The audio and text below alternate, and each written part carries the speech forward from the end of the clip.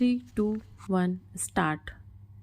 Mahatma Gandhi, who had anticipated all this, thought that this system of education, which is so expensive, would not do if education was to be brought within the reach of every Indian, rich or poor. He therefore thought of a new system of education which has come to be known as basic education and which Indian and foreign educational experts have declared to be highly useful. According to Gandhiji, as far as I understood him, there are two basic merits in this new system. Firstly, education under this system is imparted not merely through books but through some kind of practical work, so that the knowledge which children acquire will not be the result of mere memorizing but of actual experience. He thought, and some of the leading educationists were at one with him, that knowledge acquired in this way created a degree of consciousness, efficiency, and a feeling of self reliance, all of which would come handy to one when starting life. Secondly, the other merit in this system, according to him, is that it brings education for all within the pale of practical possibility, because the handicrafts on which children would be working would bring some return in terms of money, which would go at least in part to meet the expenses of their education. He was convinced that unless young scholars made this contribution towards their own education, universal education in India would never be possible. The result of all the discussions and experimentations in the field of education during the last 16 or 17 years is, in my opinion, the same that we arrived at in our discussions in the first conference held at Wardha. Educationists had admitted the utility of the new system but considered children's contribution toward their education as not only impossible but undesirable. Our experience, on the other hand, has demonstrated both the utility as well as the practicality of the system. My remarks are essentially with reference to primary and secondary education. Little has been done so far to apply this system to higher education.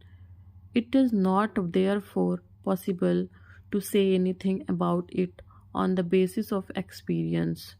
In spite of all that has been done in this field so far, it is a pity that this system has not received the encouragement which is deserved and which we could have given it after achieving independence from the British rule.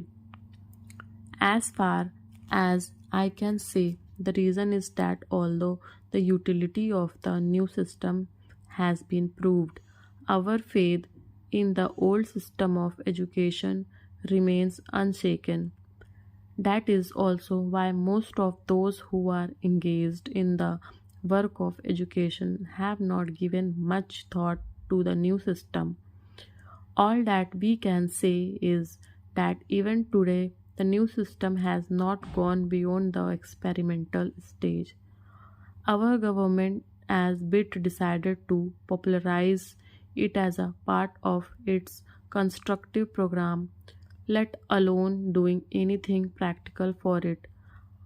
I know that in the various conferences we have had so far, resolutions have been adopted in favor of it, and government agreed that the new system should be adopted, but actually it has not been done.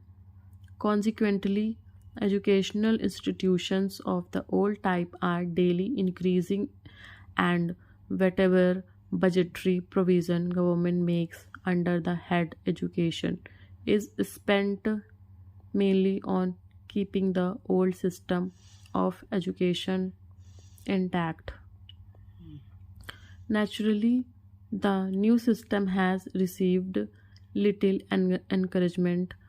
My own view is that unless fundamental changes are made in the current system, the sad state of affairs that we see today will become sadder.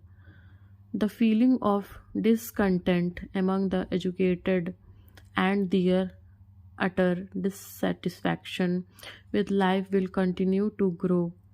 I would therefore argue that all those concerned with the education of children, our educationist universities, and the governing bodies of colleges and schools, education ministers, etc., should give not only theoretical consideration to this problem but do something practical to change the present system of education. Unless this is done, the problem would become more and more complicated. I am very happy that the new organization has been carrying on its work undeterred by difficulties.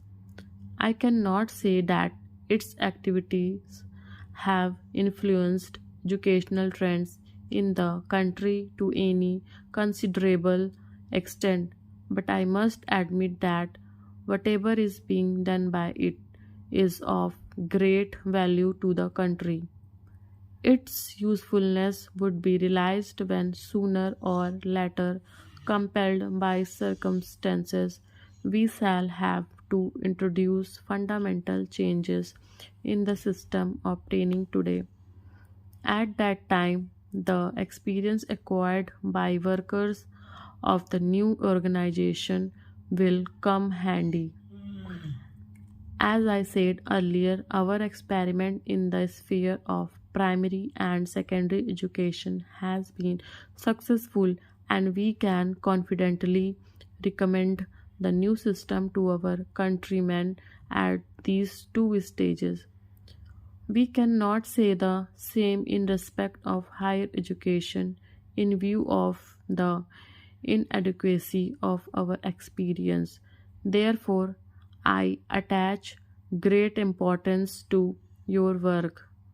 I hope the unfavorable atmosphere will not detract your workers and they would continue to do their job.